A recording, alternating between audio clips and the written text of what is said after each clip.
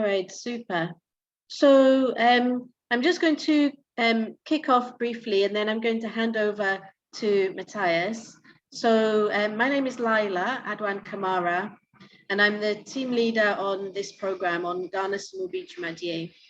And I just want to thank everybody who's made the time to join us today. I hope that you find this information session really useful and valuable, and something which supports you in your application to our new Sustainability and Legacy Grants Call.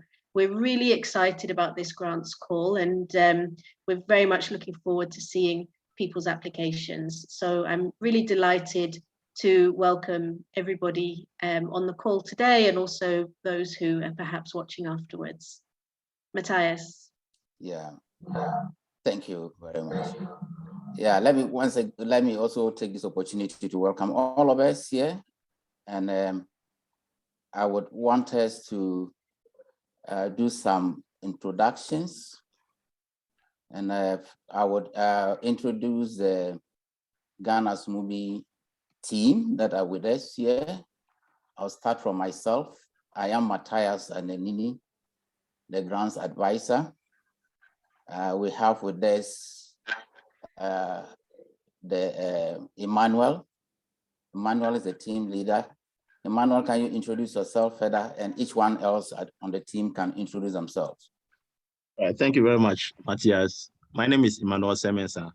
I'm the deputy team leader as well as the monitoring evaluation learning advisor on the program. Nice meeting everyone, and welcome once again. Thank you. Okay, Ibrahim. My name is Ibrahim Musa, community-based rehabilitation technical advisor. Happy to be with you all. Thank you. Thank Joseph. you. Joseph. I am Joseph Nsaku Mensah, civil society organization grant and social movement technical advisor. Elfrida. Elfrida. Hello everyone. I'm Elfrida Nalumotele Arthur. I'm the learning manager for the program. Thank you. Dorcas. Hi everyone, I am Dorcas Efeminsa, the communications manager for the program. Laraba. Yes, hi. Good afternoon, everyone. My name is Prisla Lariba Asan Galsa, monitoring and evaluation and learning officer with the grants team. Thank you. And we are privileged to have the team leader, Laila, with us. Laila, can you introduce yourself? Certainly. Laila. Welcome once again to everybody. Good afternoon. Yeah, that's good. That's good. Yeah. And I don't know what we have some representations from FCDO. If they could also kindly introduce themselves, we'll be grateful. Sure, Matthias. Good afternoon, everyone. My name is Ruben Hupoti. I'm the programs manager from FCDO. That is Commonwealth, Foreign Commonwealth and Development Office. Thank you very much. Thank you very much. Yeah.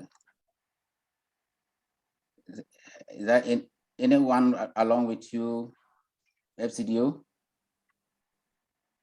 Yeah, I know Susan Yeah. was supposed to be here, but I don't know whether she's on a call or not. Otherwise, I'll give her a call right now. Thank you. No, thank you very much.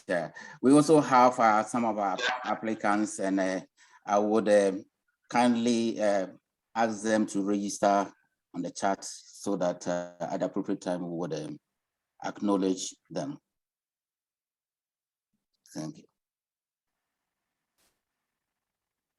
I would want to continue by giving an outline of today's activities. So with your permission, I would, with your permission, that's the agenda for the day on screen. I believe we are all seeing it. Is that the case? Hope everybody's Yes. Good. Yes. Yes. Yeah. So we would we've done the welcome and introductions, which was done by our team leader and myself. And the presentation outline for today is as follows. We would get the message from FCDO. Then move on to presentation call for proposals. This session will be handled by the team leader, Matthias, and also some of my colleagues who are present with support in the process.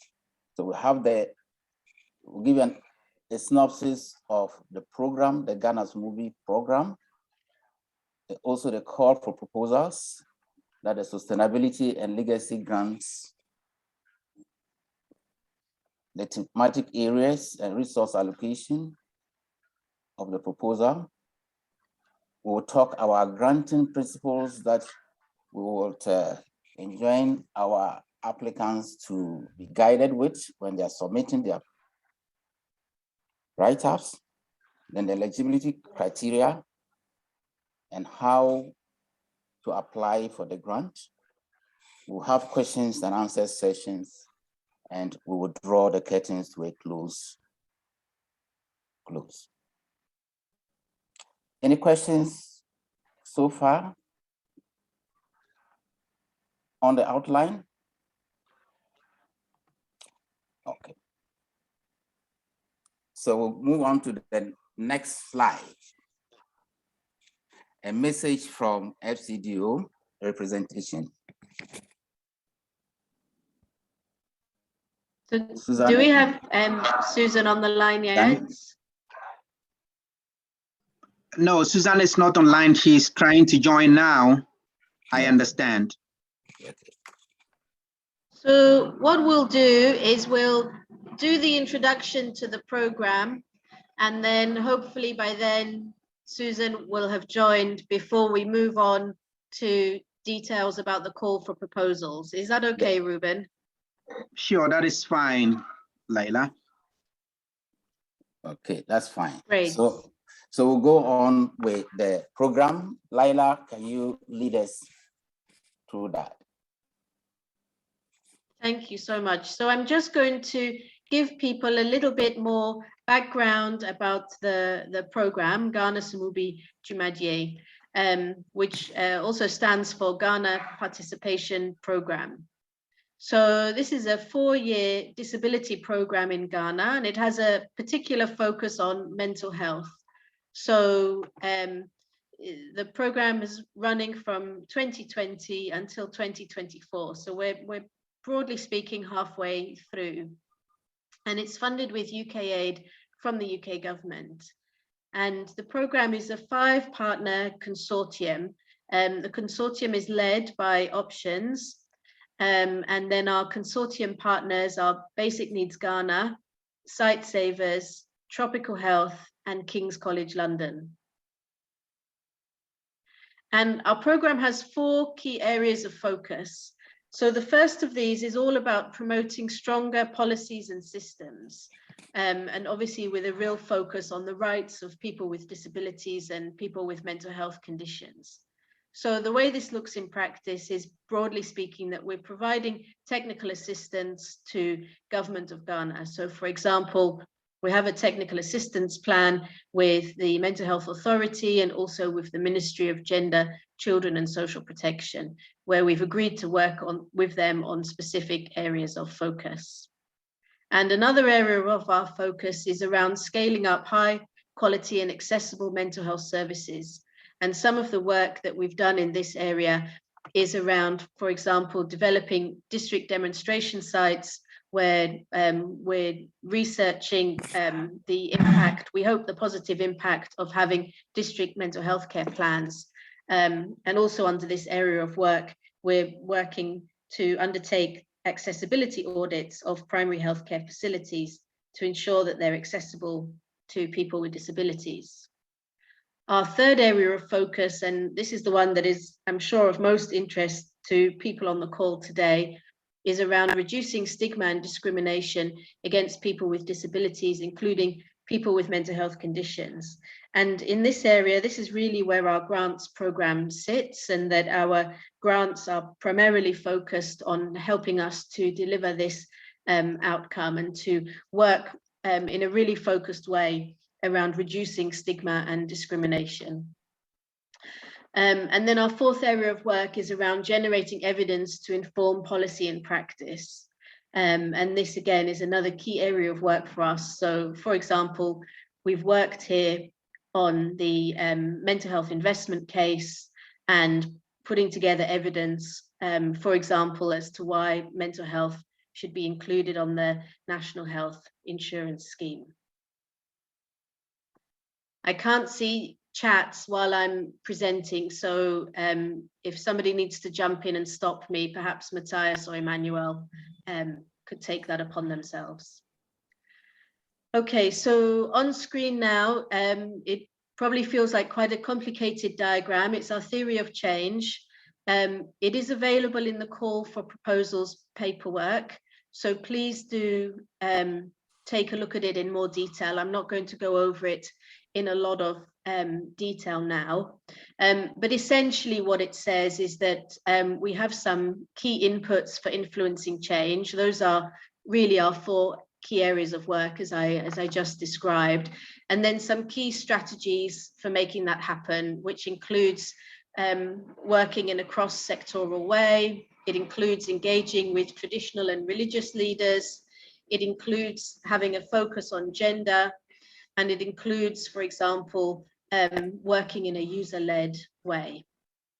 And we intend that those inputs and those strategies will lead to the overall impact that we're jointly working towards around Leave No One Behind, which is that all people with disabilities and mental health conditions are engaged, empowered, and able to enjoy improved well-being, social and economic outcomes and rights. This is just a photo for you all to enjoy of some of the work that the programme does. This was actually taken at GTV Breakfast Show, where some of our advisory group members were on the show, ready to talk about mental health and disability.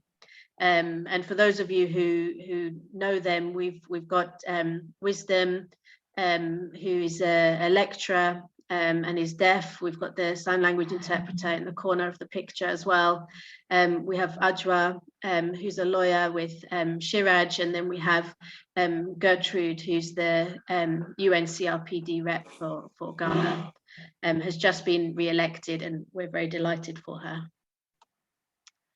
Okay, so I believe Susan has joined, so I think we can go back to the statement from FCDO before Matthias takes over to give more detail on the call for proposals.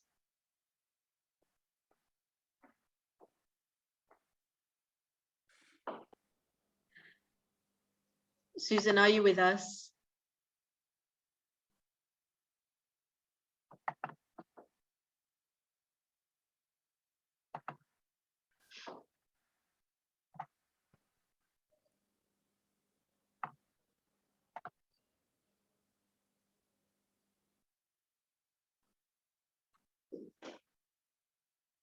Is Susan there?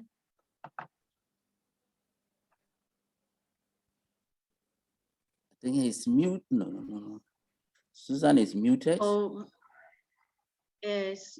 Ruben, can you help us? Is Susan able to hear us? Yes, hello, Lila, can you hear me? We can hear you now. Welcome, Susan. Thank you so much for joining us. Yes, can you hear me, Lila? We can, thank you. I think I'm unmuted.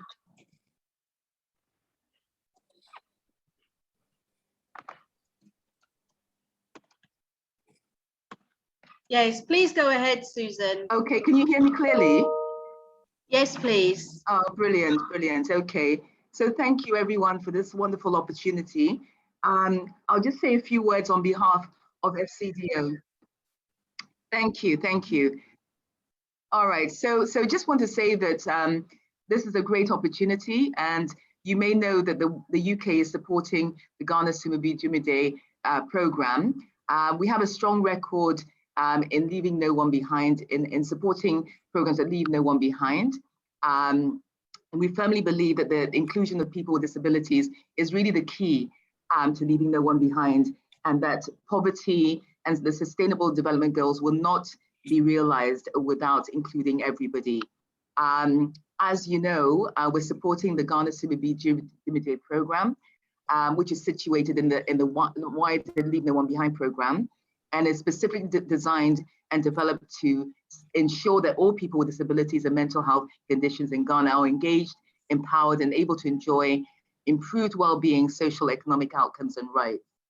I would just like to say that we're really encouraged by the work that Ghana CBB is doing, and the launch of this new grant, the Sustainability and Legacy Grant, is a testament to that. So we really encourage a lot of NGOs, DPOs, women's rights organizations to apply. I think the main reason for this grant is to strengthen the capacity of these small and grassroots organizations to really bring about sustainable change in the lives of people with disabilities and mental health conditions. And just to mention that the UK's new Disability Inclusion and Rights Strategy, which will run from 2022 to 2030, which was launched in February, really sort of supports this view of sustaining small grassroots organizations. The vision actually is focused around 4 main outcomes, which include rights, voice, choice, and visibility, which really sort of pushes the view that people with disabilities in all their diversity should have full and equal enjoyment of their rights and fundamental freedoms. And that includes also having greater voice through meaningful participation, representation, and leadership in society through their organizations. Furthermore, the UK has strengthened its focus on women and girls, including women and girls with disabilities and women's rights organizations. And our priorities are actually framed around the 3 E's, which includes educating girls, empowering women, and ending violence. So we really, really want to see more women and women's rights organizations, women with disabilities, actually applying for these grants. I'd just like to end by just thanking Lila and the team for all their hard work in putting together this call for proposals. And we really look forward to receiving applications from all the different organizations mentioned. Thank you. Thank you very much. Thank you so much, Susan. We're really grateful for all of the funding and also strategic support. Thank you. Okay, Matthias, I'm going to hand over to you. Yes. You can just indicate when you'd like me to go to the next slide, please. Yes, you can. Okay, that's fine. So let's start. So thank you for that brief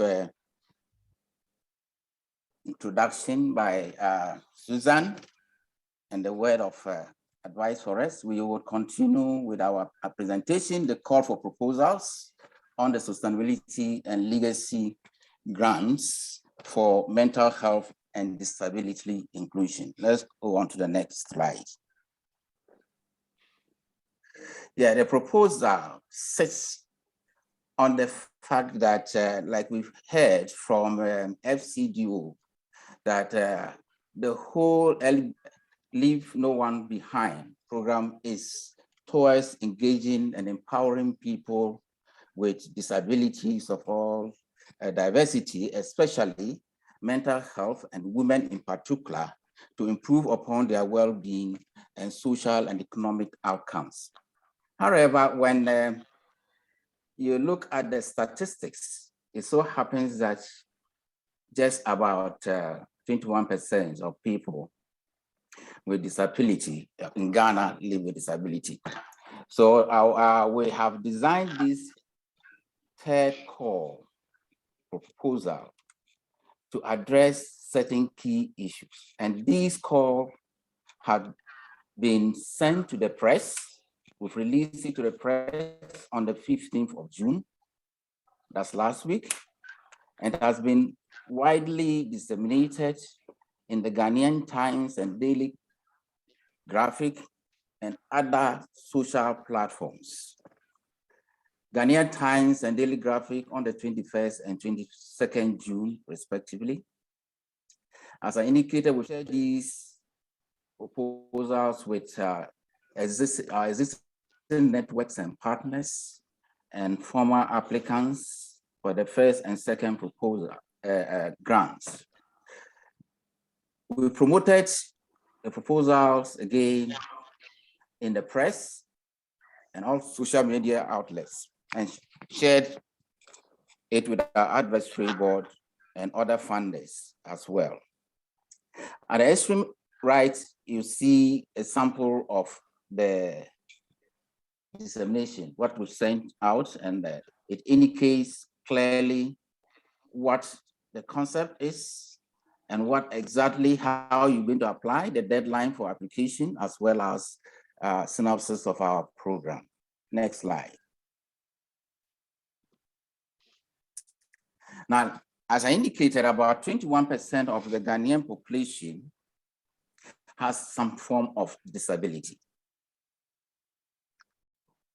And for now, there is legislations, the constitutional legislations and legislation instruments on that. However, we need this particular grant is to promote a strong policy and legislative foundation for disability and mental health inclusion and implementation and support. And when you look critically at the literature, disability and mental health inclusion are under-prioritized and resourced in this country and other parts of the West African sub-region. There are certain key barriers that mitigates to inclusions, and this includes discriminatory attitudes and inaccessible environments, exclusionary institutions and inadequate data, statistics and evidence on what it works around disability issues and programs. Next slide. As the name suggests, the grants is the sustainability and legacy grants for mental health and disability inclusions. And the key objective of it is to harness the unique contribution and strengths of small and grassroots organizations, strengthening their capacity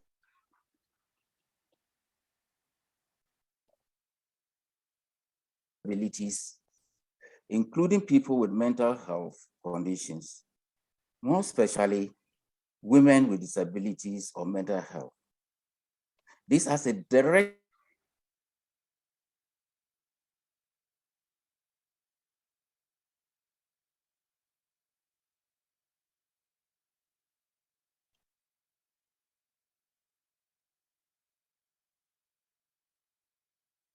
I've lost Matthias, but I don't know if the problem is on my end. Can other people hear him? No, I've lost the line too. Yeah, we cannot hear him now. Yeah, we cannot hear. Okay. Matthias, are you there?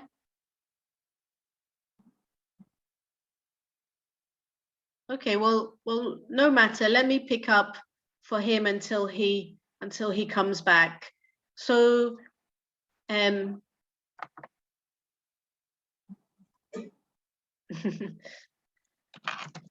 just let him know we can't hear him.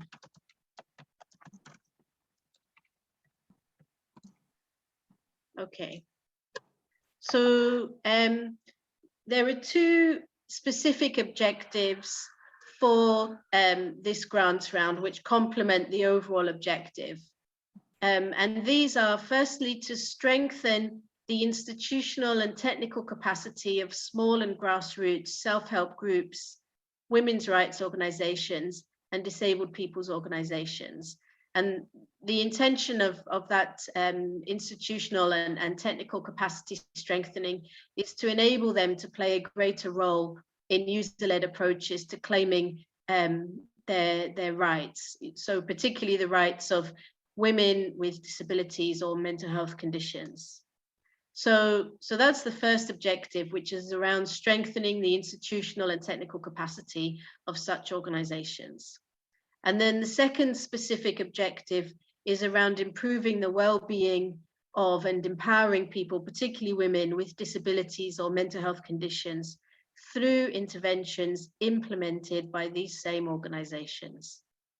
So you can envisage it as a two-part grants call. On the one hand, to strengthen self-help groups, women's rights organizations, and disabled people's organizations.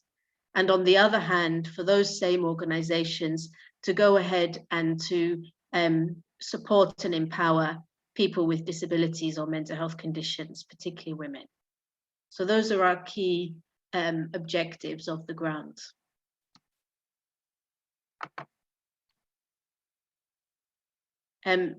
Emmanuel, if Matthias isn't able to come back, you can please stand by to support with the how to apply section. Okay. Thank you. So the structure of our grants call. So similarly to how we have those two key objectives, we equally have two tracks for application, one link to each objective. So there's essentially a dual track funding structure. So track one is for us to provide funds to capacity building partners. So we're looking for roughly 3 capacity building partners who will support either self-help groups or disabled people's organizations and women's rights organizations. And the reason we've split it is that we think that the approach for either self-help groups or DPOs or women's rights organizations is relatively different and needs a relatively different skill set. So for example, on the self-help group side, really what we're anticipating is that a partner will work with a selection of self-help groups and to build their capacity. But we understand that those groups are very small groups, they're grassroots, they're not constituted, etc. Whereas our partner or partners who would work with the disabled people's organizations and the women's rights organizations, we expect them to provide some institutional support as well as the technical support side. So for example, perhaps organizations might need support around building up their board of trustees, or they might need support with managing their finances, etc. So that's why we have 2 different streams under this first track of grants. Now, the second track, this is where we're providing funds directly to disabled people's organizations and women's rights organizations. And what those funds are for is to cover the cost for them to participate in the capacity building, and also alongside the capacity building for them to deliver program interventions. So this is the area of work that I'm sure is a lot of interest to people on the call today. This is the sort of direct funding support to women's rights organizations or disabled people's organizations. So in addition to some of those funds going to enabling their participation in capacity building, the program interventions that we would be keen to fund are really around user-led advocacy for people's rights. It's around social and behavior change to reduce stigma and discrimination. You'll recognize that I spoke earlier about the real importance of addressing stigma and discrimination to our program. And then another possible key area of program intervention would be around evidence-based approaches to improving integration and accessibility of mental health and social services.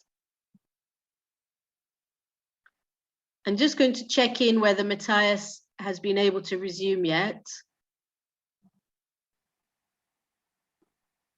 Yeah, so Matthias is now back. Wonderful. Shall I hand back to you? That's fine, and thank you for setting in seamlessly through it. Now we will look at the resources.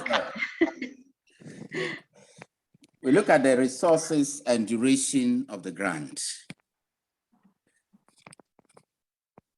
The grants, as Laila indicated, has different funding allocations for the different streams or tracks, the track 1 and track 2. Now, with the 3 grantees on capacity building, we're going to have the track 1 will have 250 maximum. Why is the track 1, that's track 1, stream 1 would have to up to 500,000 for track 1, stream 2. So track 1, stream 1, 250,000.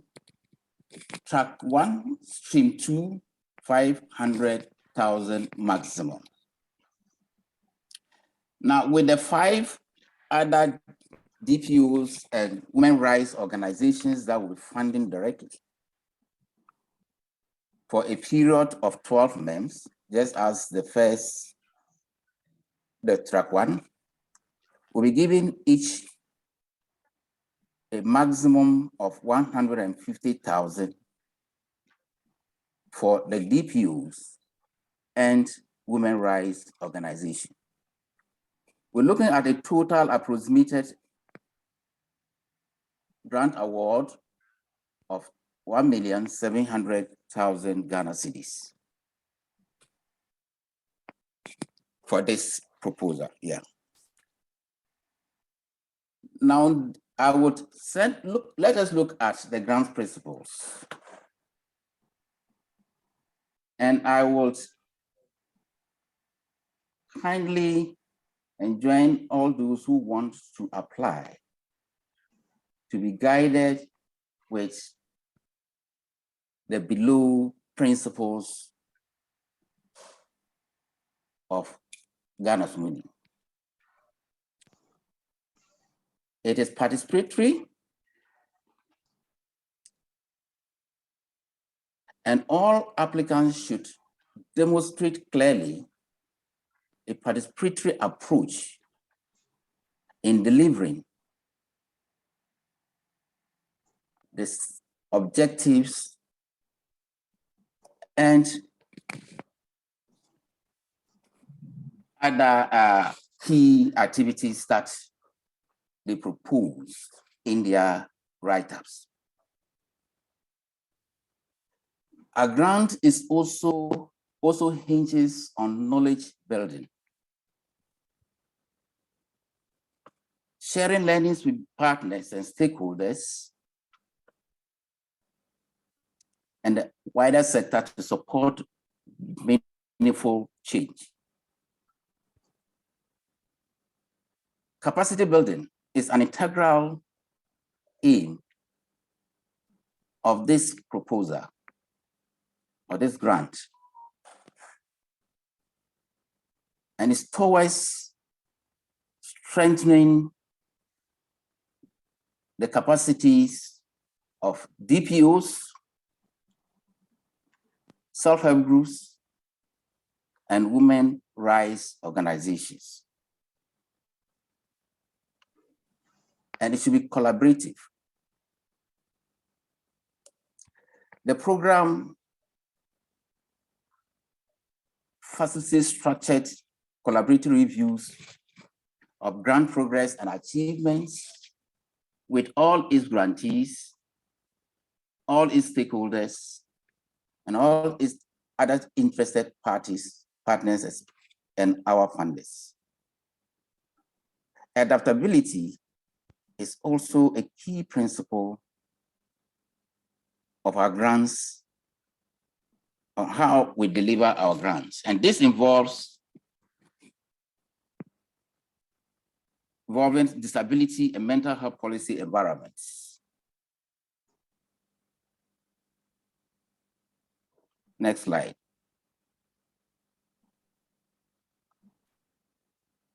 Next slide, please. It is important to look at the criteria, the eligible criteria for this award, especially who can apply for this grant. We have different group of persons, institutions, civil society organizations, DPOs who can apply. And with the track 1, civil society organizations that are established and registered as umbrella of disability organizations and have existing memberships of DPOs. Grassroots membership associations bringing together self-help groups or other interest groups working to advance the rights and welfare of people with disabilities, including mental health conditions. Organizations with specific expertise and experience in building capacity of DPOs, women rights organizations, and or self-help groups in the area of disability or mental health inclusion.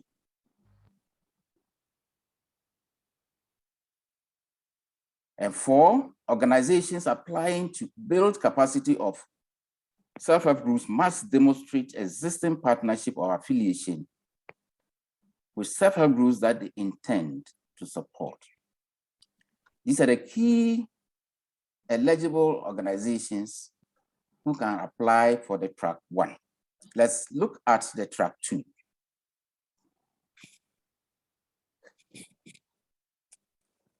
The organization should be people with disabilities, including people with mental health conditions, or women rights organizations that are user-led and that actively demonstrate their commitment or disability or mental health inclusion, and must be registered with the metropolitan, municipal, and district assemblies within their respective jurisdictions, and also have a ground presence within the geographical areas, and preferably be members of an umbrella organization, though not mandatory. These are the key areas that will need to be guided as who can apply for track 2. Now we would look at the key budget criteria for both track 1 and track 2. Now, all grants for track 1, work on track 1, should have a maximum of 50% of organizations' latest annual turnover. The amount that we would provide should be around 50% of your latest annual turnover. This has to do with your funding stream for specific years. Turnover measured in the amount of funding you have received over a period. And you should demonstrate that at least 15% of the grant amount that will be awarded to successful applicants should go to organizational overhead expenditures, and 5% allocated for monitoring, evaluation, and learning activities. These are the 3 key budget items that will require from track 1 applicants. And track 2. 25% of the grant amount should cover cost of participation in the organizational capacity building activities. And up to 15% of the grant amount for overheads, while 5% should also be allocated to M&E activities. And like we indicated earlier, there will be some activities that needs to be implemented, and 55% of that will go to direct project implementation activities under track 2. Yeah, okay. It is worth noting that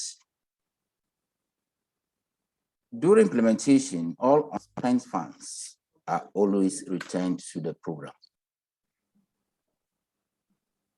Next slide. We look at the geographic scope. This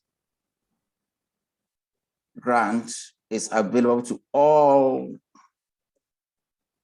the 15 or 16 regions in Ghana. But priority is for the following undeserved regions, 10 of them. We have the Northern region, Upper East region, Upper West region, the Savannah region,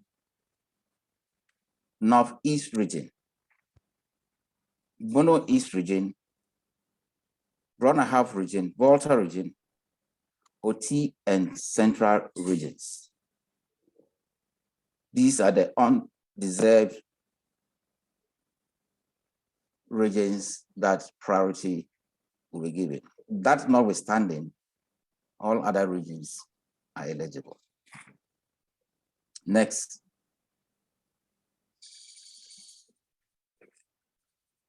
These are the targeted users. We've indicated some of the targeted end users in our previous slides. But as a recap, we have people with disabilities, with emphasis on women with disabilities, and people with mental health conditions, with emphasis on women with mental health conditions. These are the two key end users of this grant. Next slide. If I may just come in, Matthias. Yeah. And let people know that this image is taken through the work of one of our existing grantees, Song Taba, and it was taken at one of the alleged witches camps. So I just wanted to let people know what the image was. Yeah, well, yeah. Thank you, Lila, for that. Now, what will we not fund? This grant will not be used to fund the following. It is not an exhaustive list, but we're highlighting the key ones. Establishment of treatment centers, logistical support for government, general public education, children defined as persons under the age of 18 years. Other excluded activities includes the following. Activities which don't meet the eligibility criteria. Activities which may lead to civil unrest. activities which discriminate against any group on the basis of age, gender reassignment, disability, race, color, ethnicity, sex, sexual orientation, pregnancy, maternity, religion, or belief. Activities that are fully funded by other sources, whether in cash or in kind.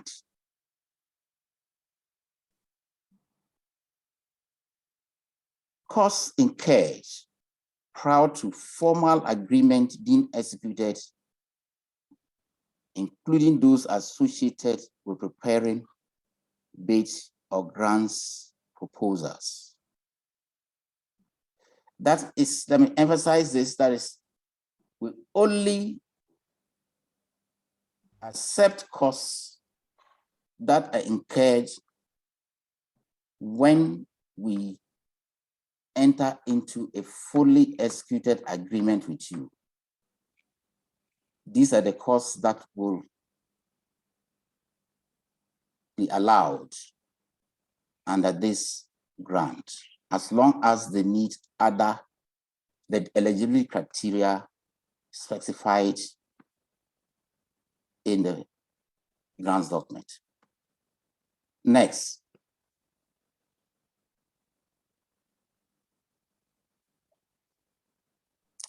How are we going to assess all the submissions by all applicants?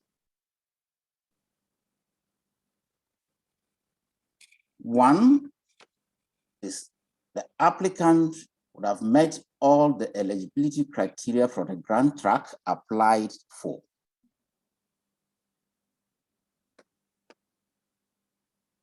Two, your proposal demonstrates participatory and user-led approaches involving the target groups,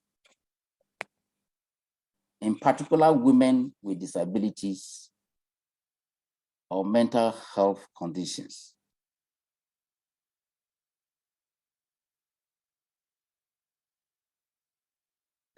Your proposal stands to meet this criteria if emphasis is given to women with disabilities and health conditions.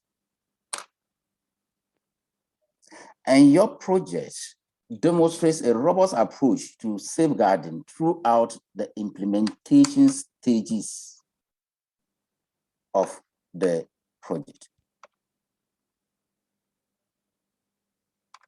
And your application clearly shows how it will be delivered, how you will deliver the project within the 12-month time frame. And also, your application should demonstrate good value for money approaches, strategies. How will you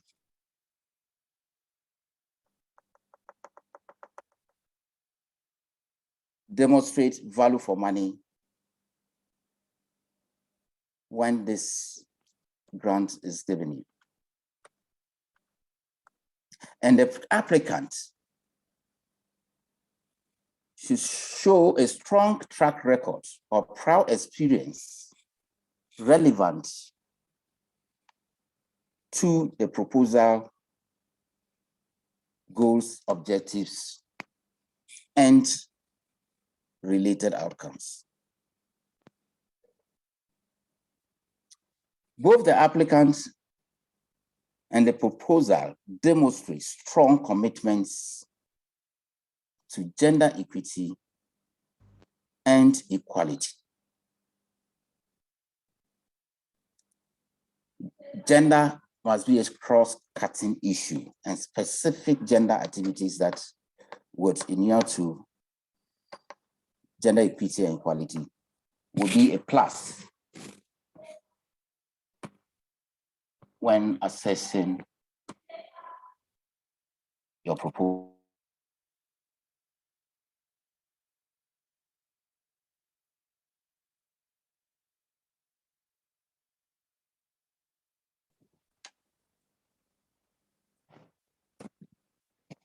Now let's look specifically to track 1 and general ones. Applicants seeking to build them.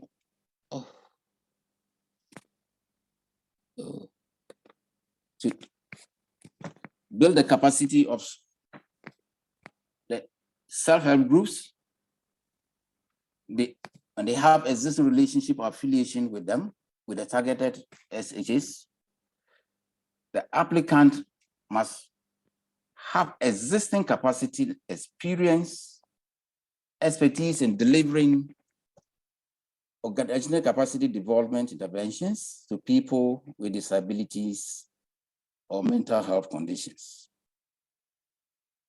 And third, the proposal demonstrates clear capacity building strategies and sound monitoring and evaluation plan. And track 2,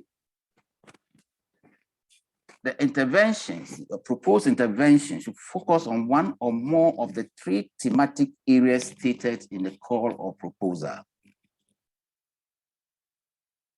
And your proposal interventions must benefit at least one of the end users we indicated in the previous slides. And your proposed activities and interventions apply user-led approaches and are evidence-based. And lastly, but not the least, the project outlines a realistic plan for interventions to be sustained.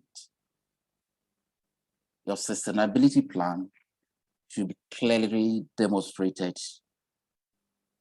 in your proposal. Next slide.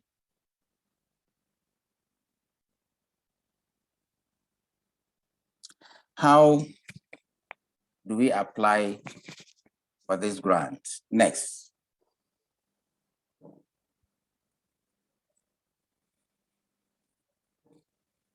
These are the key application deliverables that you need to be wary of. All applicants should visit our website, https://www.ghana.sombibi.com/new legacy grant and download the application pack. The packs are there. And your application should be emailed to the grants@ghanasombibi.com by 12:00 GMT on Wednesday, 13 July 2022,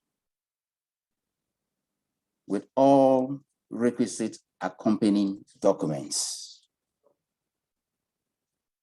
For the track 2 grants applicants, you're invited to submit a 2-stage proposal. And after the EOI, the expression of interest, they will have a further 3 weeks to submit the final proposal. And let's reiterate that the implementation of this grant is estimated to start on November 2022 and with an estimated close date of December 2023. Next slide. This is how to download the application pack. As indicated, when you go to our website, you have the call, you see the call for proposal, and it gives you an overall objectives. And the extreme right on the screen, you have some sub models that you can assess specific areas of the proposal. You have the specific objectives, the users, whether you have track 1 capacity building, or track 2. You have the application packs for each of them. Next slide. In fact, the whole web page is interactive. So when you get in, you can just get yourself, you can browse through and get it. You have the call for proposals, as I indicated. For the track 1, you have also the how to access the information, the application form, and you just follow the instructions, and there you go. You can click at the relevant areas, and there you can have both PDF or Word doc versions of the application packs. Next slide. So I just want to highlight that to get to the application pack, people can please scroll down to the bottom of the web page. So if you look at the way the page looks above, and then you have to scroll down past the picture, and then you will find the application pack. Yeah. So we're just going to talk you through so you can see how to download it. Yeah. Yeah, so this is how to download the pack. The call for proposal, you've seen the arrow there. You click it. It will show you when you get to the page. Click it and you can the PDF version. And it is for track 1, 2, the same process. There is a link to it. You click the application form, track 1 stream. For SHGs, capacity building, the arrow is showing you how to do it. The same applies to the DBOs and human rights organizations. You have a link that would help you to come out with the PDF versions of it.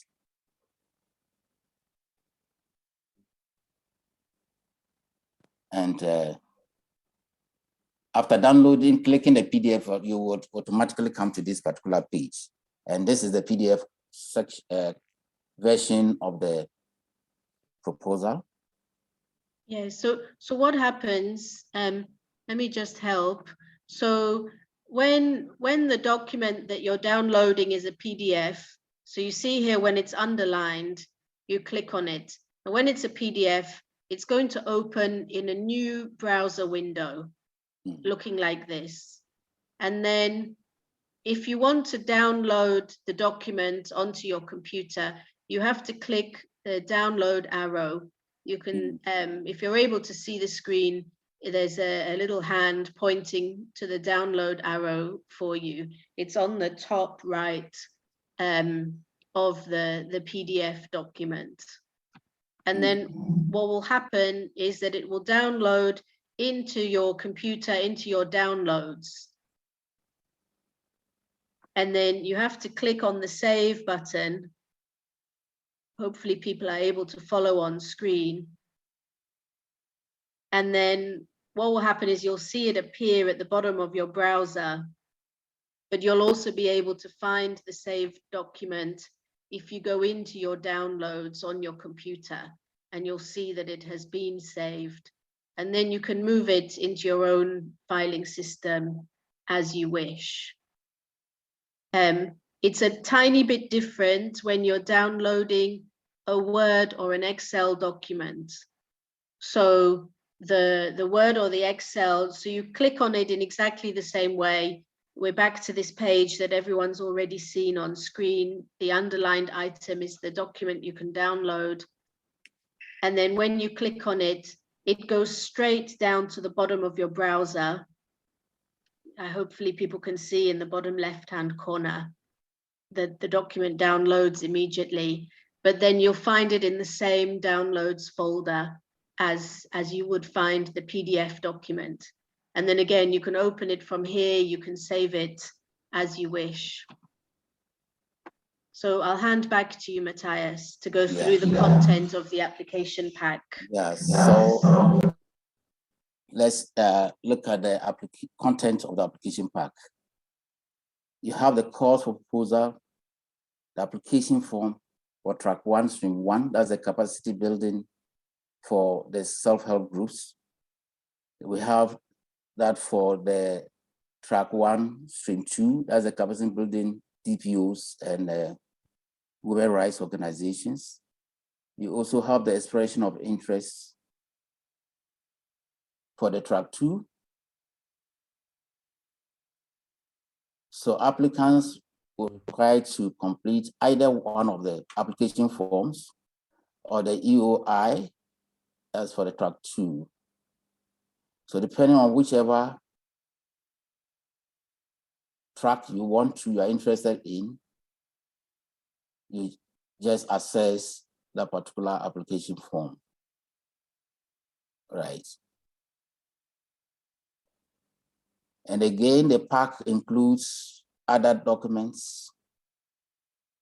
You have the grants budget template, the results framework template, the frequently asked questions, a safeguarding policy checklist, a code of conduct for recipients of our grants, the eligible and ineligible guidance with respect to the grant, and the grants template, the grants agreement template. Let's continue. And yeah, all this must be completed by all track 1 applicants. Let's continue with the part, the contents. Yeah. Next slide.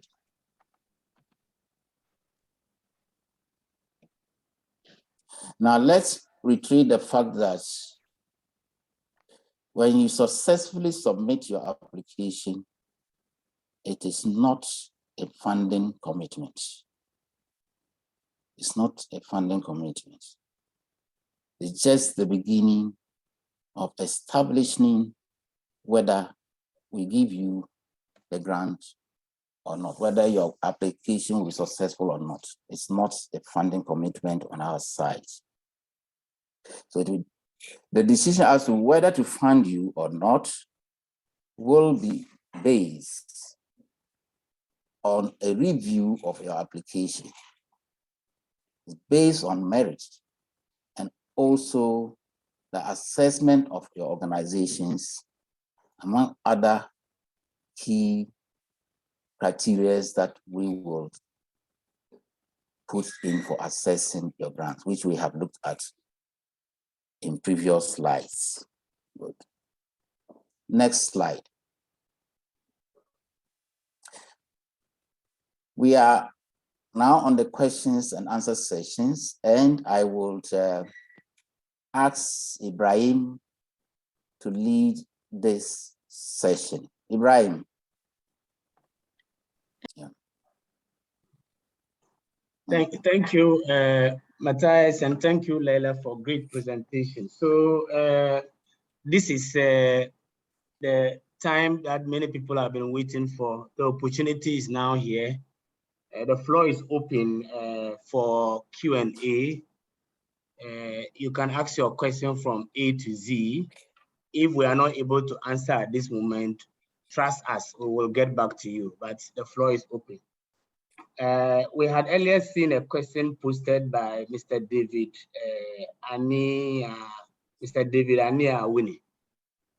who wanted to find out whether we could clarify what we mean by DPOs, the disabled people organizations and women rights organizations. He went further to ask, we have national and regional offices, and so can regional and national offices also apply for funds? That was Mr. David Awuni question. Mr. David, is that your question so that we can answer you?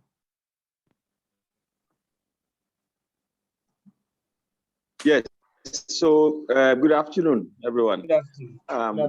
That's my question. The reason being that yes, there are regional offices and there are national offices, and as you may be aware, it is the same legal certification that is being used by both the national and the regional offices, and that's why I want to find out whether the national office and the regional office can apply for funding at the same time, which reference to this particular fund window. All right. Thank you. Thank you for the clarity. So we will give you an answer. Just to also reiterate that your first part also sought to find out what we mean by DPOs and WRO, Women Rights Organization. So with respect to the second part, that so the carry on, sir. Sorry. Yes, sir. What I want to find out is, the DPOs, as you are talking about, these are registered organizations at the national level. And at the regional level and district levels as well, we also have the various associations. And so that is the little problem I have.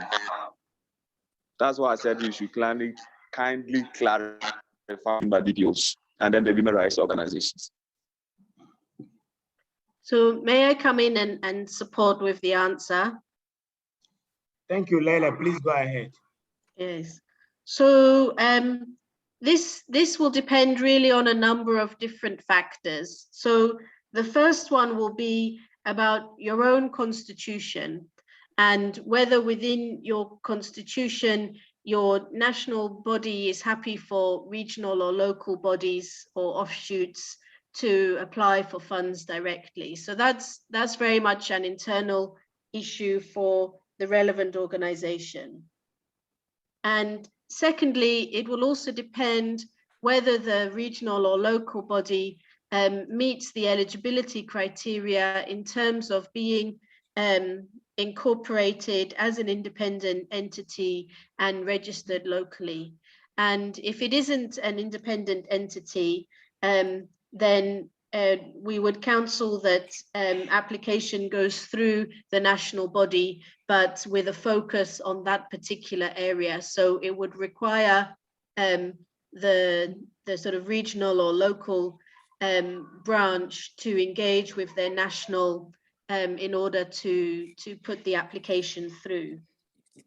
So that would be some of the key considerations. Now, in the case where both the national and the regional entity are eligible to apply and do apply, then in that case, the main consideration, I suppose, is that we're giving grants to approximately 5 disabled people's organizations or women's rights organizations in total, so 5 in total.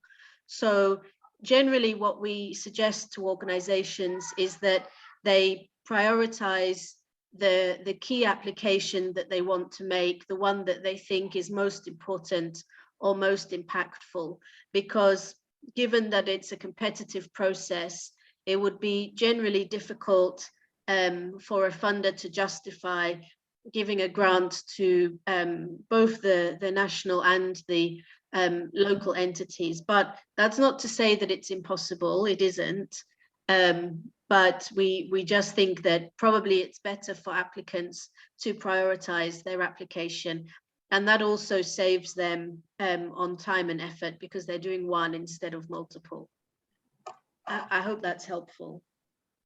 All right, thank you, Leila. Mr. Awin, are you okay, or there is a further one you want to ask? Is that okay by you?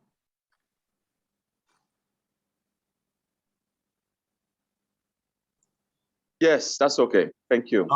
All right, thank you. You can always come back to us using the processes we outlined in the pack for more questions and clarity as you embark on the journey. Thank you for your kind attention.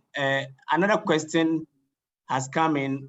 Can one organization submit 2 applications, say, for example, for track 1 and 2 by Mr. Rubin? Thank you and kind regards, Mr. Rubin.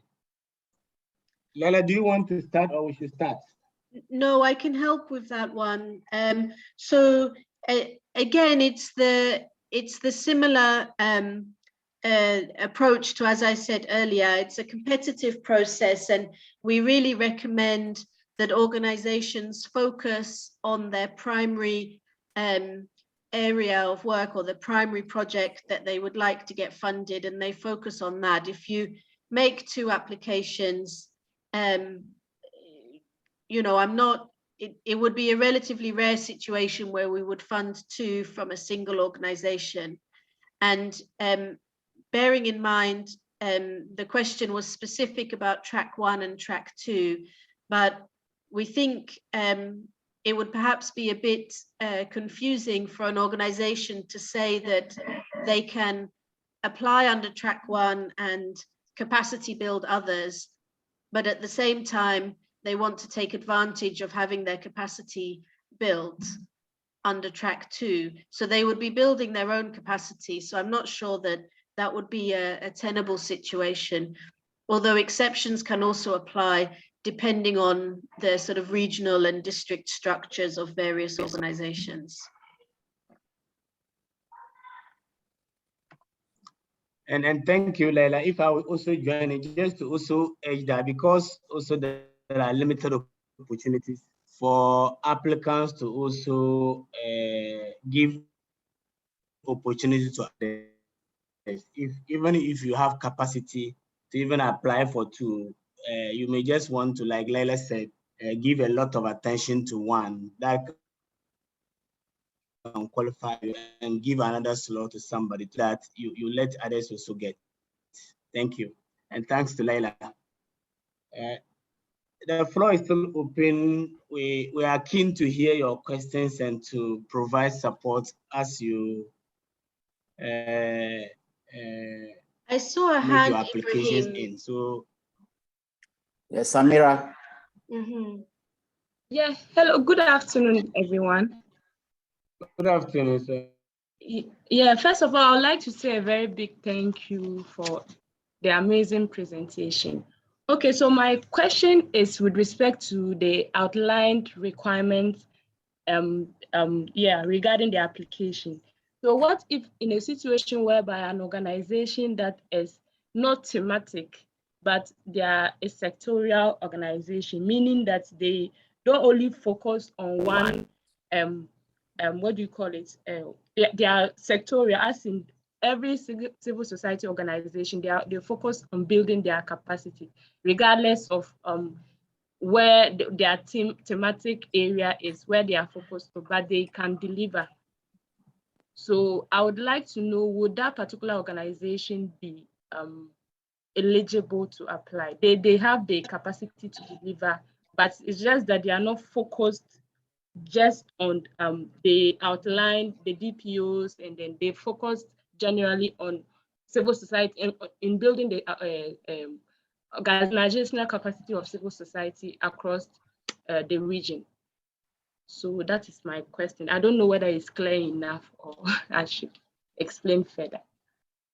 All right, thank you, Madam Samira. So if I got you right, you are asking whether a capacity building organization that provide capacity in many diverse areas for other organizations can apply and get the funding. Is that your question? Yes, they have the capacity to deliver in any sector or in any, when it comes to civil society organization, but they are not just based on the DPO's organization, but they really have the capacity to deliver. Okay, thank you. Thank you. Yes, shall I come in or? Yes, Leila, please go ahead. All right. Just Emmanuel, to please manage the participants entering, because our cyber attacker was trying to get in again. Thank you. Okay, so it really depends on the skills and experience of the capacity building organization, because we feel that organizations need to really understand disability and mental health in order to be able to adequately capacity build such organizations, because they need to understand how to make their approaches accessible by people with a range of disabilities. And so if the applicant is able to demonstrate that experience or that understanding of what's required, then certainly we would be looking on that application favorably, but they will need to demonstrate that level of experience and understanding in working with either women's rights organizations and considering gender issues, or working with disabled people's organizations and understanding issues of accessibility and inclusion. And thank you, Leila and Madam Samira. And if you quite appreciate Leila's point, when Leila mentioned they need to demonstrate, we really, if you look at the application pack, it's clearly indicated there. You need to demonstrate with evidence that you really have the expertise and you understand issues of disability, mental health inclusive. Thank you. Thank you very much. Much appreciated. Esteemed participants, the floor is still yours. We still have time for your questions and clarifications, and if you want to also make suggestions to us, we'll be glad to hear.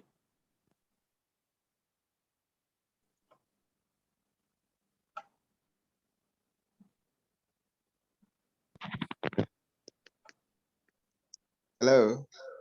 Yes, sir. Yes, sir. This is Dominic speaking here. Okay. Dominic, yeah. I just want to commend Ghana Somobi Jumadie for this platform where potential applicants get the opportunity to hear and get more clarifications on the calls. So this is just a commendation. Thank you. Thank you, Dominic. We're grateful for your commendation.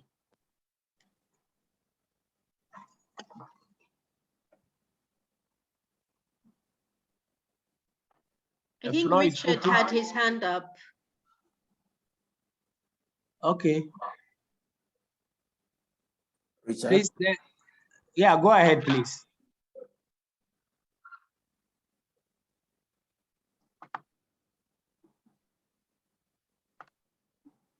Yeah. Good afternoon, everyone. Good afternoon, sir. Yeah. Please, my name is Selassie. Thanks so much for the call for proposal. I have just one question to ask. For me in particular, I was not in Ghana. I was in Finland and then Czech Republic. I just came to the country in January. So I have met all the criteria for capacity training, but I don't have the audited account because I have been out of the country for a while. Is there any other way that I can be considered for the application? Thank you, Mr. Selassie. Matthias, over to you. Yeah, Selassie, that's a good question you've asked. But though you say you don't have the audited accounts for the past 3 years, is that right? Yes, that's his question. Oh, okay. Yes, So because I was not in the country. Yes. Yeah, but if you can demonstrate to us. Sorry, sir, please go ahead. I said if you can demonstrate to us your even your accounts which is not audited for the past 3 years, that could survive it.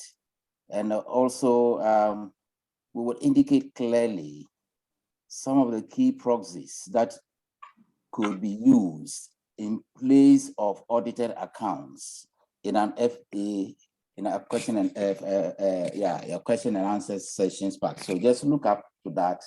You see a clear guidance on what to do in the absence of audited accounts. Does that sound well with you, Richard?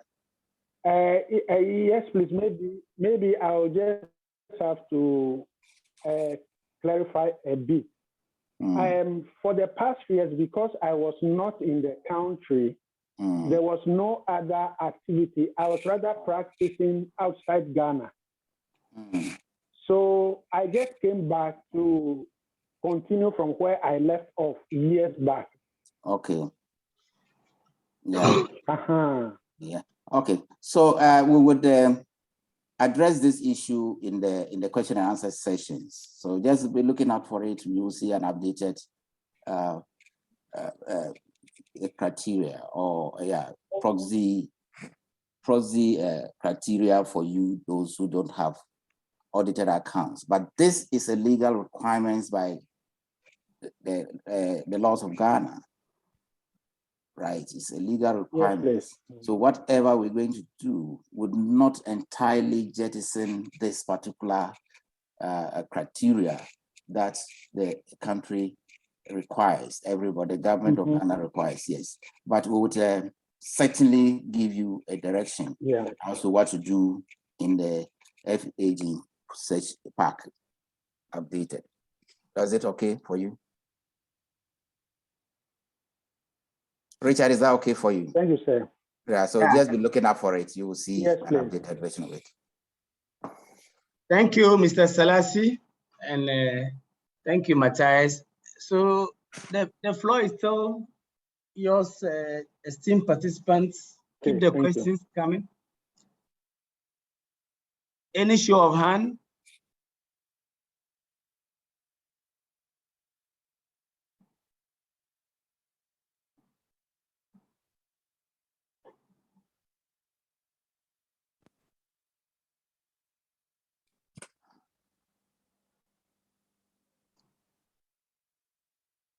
Who would like to go next? The floor is yours.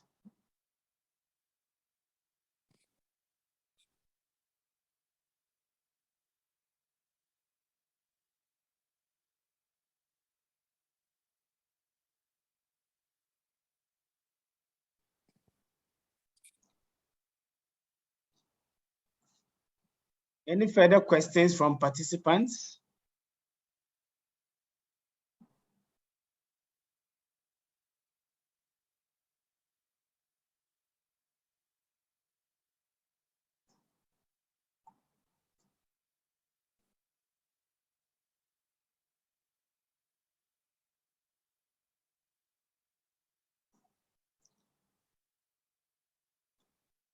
Hello, are we there?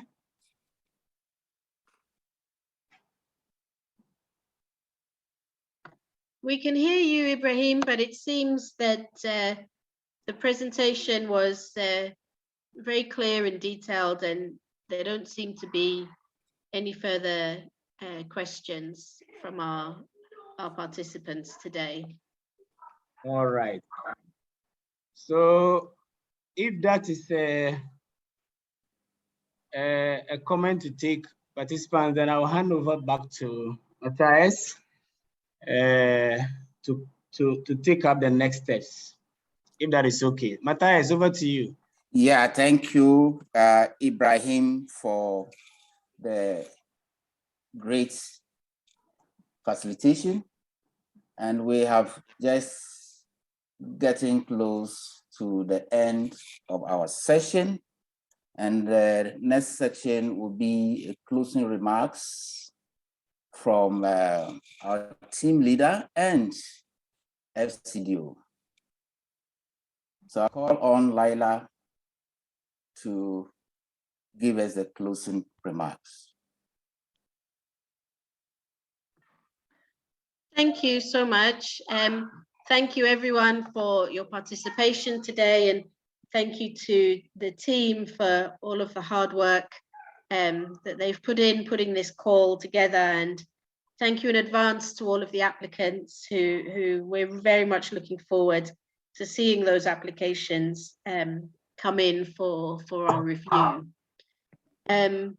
Perhaps if Susan is still online, she might have a few concluding comments for us, and then we're going to play again the film we played at the start for those who weren't able to join us at the very start.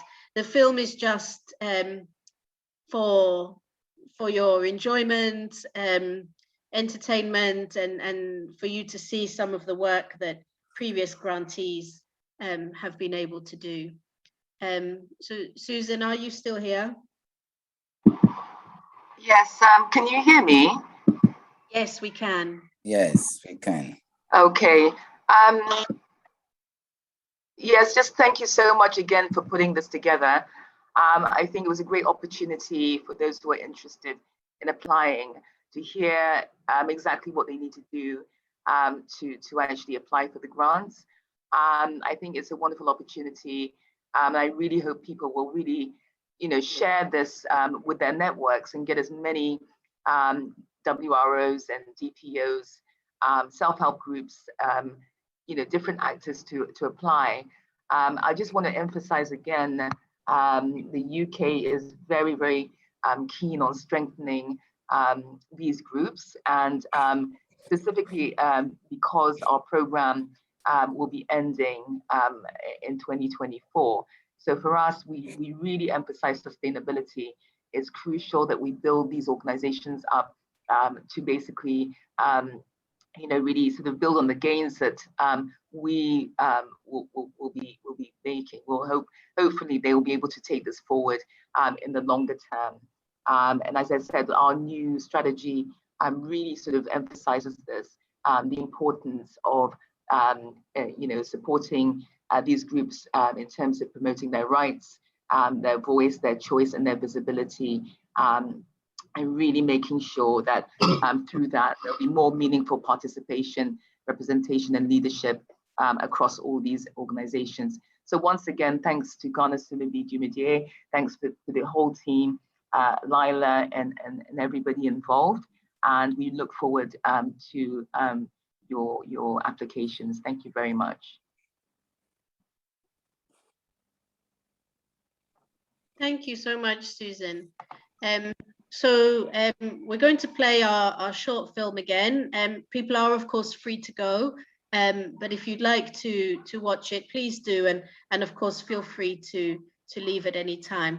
I really hope I get the technology right. So if the sound doesn't work, somebody can please let me know. COVID-19 grant. Most significant change story. Ghana Society of the Physically Disabled, GSPD. COVID-19 dear, obeboye musuo pa, obeha yadwin. Nana Oduro Abrakwa the First, Odikro of Nyerede, Koforidia, speaking. Sabi yempa yeji emudi se yebosi no. Nisunsan so enya de ketewa. Camping say yenuano mo asabi mo di dem. Ti wo mo de impact no e affect you heavily. Omo entumi mpie enkwa bonten enti the hardship pa eba bebre so. Apostle Frederick Obri, pastor, Reigning Power Gospel Church, Koforidia, speaking.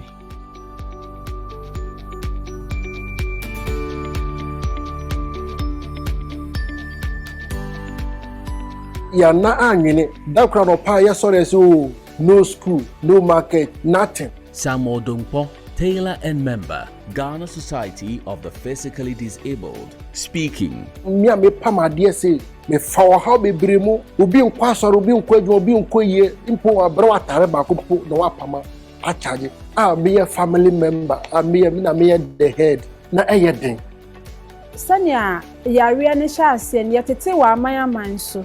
Gifty Oredu, trader and member, Ghana Society of the Physically Disabled, speaking. So we share TV so ene otina radio na otisanya na omoka ho nsem na ehu. Ebise na mesuro class emeko nipem because oti TV ho de esi wa mama so no ubehwe ne achichi nipa obotomo yekoto na atwene no eyie no busuya o even nipompo mekra funu mpokra mo de ade akata ngani unho ngani mompo me yehuma yempa. When I saw those who have been affected with the virus, I become shivering. Nancy Apia, teacher and member of Ghana Society of the Physically Disabled, speaking. When you see people, the way they have been wrapped and they are going to bury them. It's very sad. I started praying because I'm afraid. We encountered false issues about the COVID-19. That when you do this, you are going to die. Eunice Owusu Anderson, President, Ghana Society of the Physically Disabled, Eastern Region, speaking. Some of us, we get some false mentality. Ghana Society of the Physically Disabled is a non-governmental organization for persons with physical disabilities, and we aim to ensure the welfare of members. Dinah Akuamwa Boateng, Programs Manager, Ghana Society of the Physically Disabled, speaking. We have branches in all the regions, and we are more than 30,000 members. When COVID-19 came, we realized that most of the information didn't go to persons with disabilities. So we thought it wise that if we are able to get access to funding, to inform our members, to be able to understand the issue at hand, they will be able to cope with the situation. When we had the grants, we trained some of the members on peer counseling so that they'll be able to counsel their members who are physically disabled. We also did counseling sessions in Sakwadi, Kumasi, and then Kufuridua. We did a 3-day training. We gave them support, and then they organized counseling sessions for the members. They trained some of the disabled persons as counselors to go and then educate our entire society. It was me and a few people that had the opportunity to be educated. Felicity Ampomsemchre, member of Ghana Society of the Physically Disabled, speaking. So we had to go from one organization to the other, and we educated them on the COVID-19 so that they can be able to manage their lives and their businesses.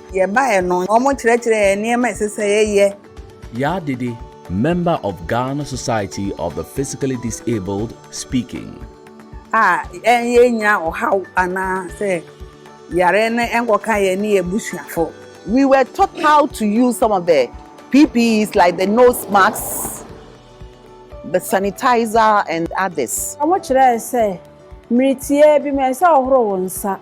Now sanitize wonsa. Nefe wo she nose mask. Wo ko baby enipa dom wa. Asise wo she nose mask na wo ko gina baby enipa no abodom bebre. Dino nchechire ne mo no. Ema ehu na nka da me so no. Ehunu eba fam. Yempanyefo so omo ne NGO fo so aka bom.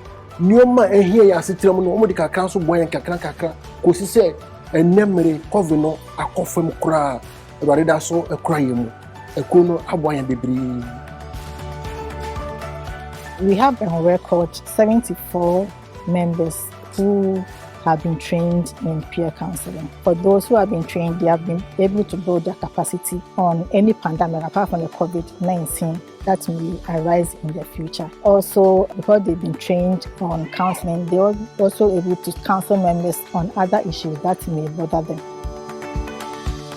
Persons with disability are the minority in the society, and therefore many a times our issues are overlooked. But for Ghana Somubi to pick us and train us, I think is a plus for them, and we give them a thumbs up for that. Really, I can say, I share it. Namedwa, I share it. I'm a highlight here when you ma be brave. So I want to thank Ghana Somubi Jubedi very much for educating us with those COVID-19 issues. We are grateful for the Ghana Somubi Jumedi support. Without your support, I don't know where our members will be now. We're giving them the capacity, we're giving them the information that they need. So we give thanks to the organizers, the donors, and everybody who has been part of this project. Special thanks. Ghana Society of the Physically Disabled, GSPD. Nana Odro Abrakwa I, Apostle Obri Frederick, Dinah Akuamwa Boateng, Eunice Owusu Anderson, Felicity Ampomsemchre, Nancy Apia, Samuel Dunkpo, Gifty Oredu, Ya Dede. Ghana Somubi Jumedie, funded by UK aid from the British people. A Vessel Media production for Ghana Somubi Jumedie.